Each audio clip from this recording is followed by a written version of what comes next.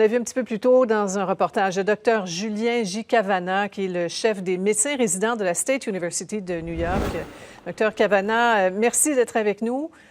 L'État de New York, là, qui est au cœur de la lutte contre la COVID-19, là, chez vous aussi, hein, c'est une situation comme on n'en a jamais vu, comme on n'aurait pas pu imaginer dans nos pires cauchemars.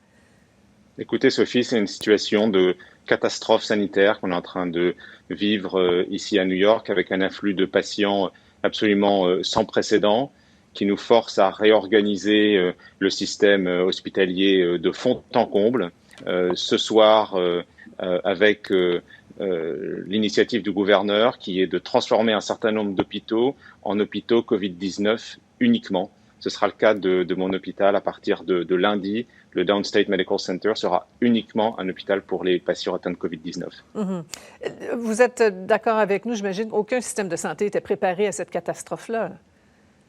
Nous, on peut se préparer du mieux qu'on peut, mais je crois que voilà, même les systèmes de santé les plus modernes, lorsque vous avez un tel afflux de patients en même temps, hein, c'est extrêmement difficile de faire face. On fait face du mieux qu'on peut. Je suis extrêmement fier des équipes ici du système de santé new-yorkais, mais c'est une situation de crise sanitaire sans précédent. Oui, on les appelle les anges gardiens ici au Québec. Et pour ajouter au stress de ce personnel-là, et l'équipement de protection qui commence à manquer. Là.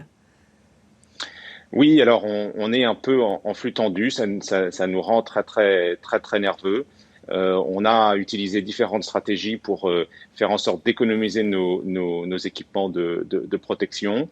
On réutilise des matériels qui sont normalement jetables, c'est-à-dire des masques, des lunettes de protection, des masques avec visière, etc. On y fait très attention. Y compris les masques chirurgicaux, on essaie de pas les changer trop souvent. Les jaquettes, c'est un gros problème parce que sont quand même pas conçues pour être réutilisées plusieurs fois. On fait du mieux qu'on peut. Pour l'instant, ça tient. Il y a eu quelques accidents où on était vraiment en panne, mais pour l'instant, ça tient. J'espère que ça va continuer à tenir avec cet afflux de patients qui continue à arriver. Oui. Et il y a un énorme navire hôpital là, qui s'en vient. C'est de nature, j'imagine, à soulager un petit peu le système. Oui, il y a une chose qu'on comprenne très bien, c'est que les patients qui ne sont pas atteints de Covid-19 vont continuer à arriver également. Ça veut dire qu'il y a des gens qui vont continuer à avoir des infarctus du myocarde, des accidents vasculaires cérébraux, etc. Il faut continuer à les accueillir et à les soigner du mieux qu'on peut. Alors, ce navire hôpital, il va servir d'hôpital chirurgical pour tous les patients non Covid.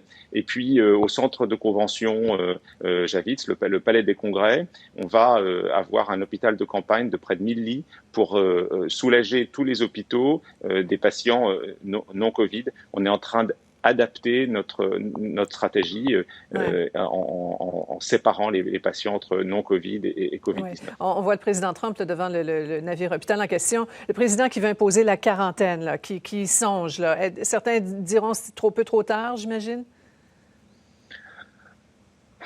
Écoutez, il faudrait qu'on définisse exactement de quoi on parle. J'ai vu cette information paraître dans la presse. Je crois que le gouverneur Cuomo lui-même ne savait pas exactement de quoi il s'agissait. Je crois qu'on a besoin d'aide plus que d'être coupé du reste du pays. Maintenant, toutes les mesures qui peuvent limiter la propagation de l'infection, elles sont peut-être le bienvenues. Espérons que vous l'ayez cette aide et rapidement. Julien Cavanagh, chef des médecins résidents de la State University de New York, bon courage pour la suite. Vous en aurez bien besoin. Merci à vous.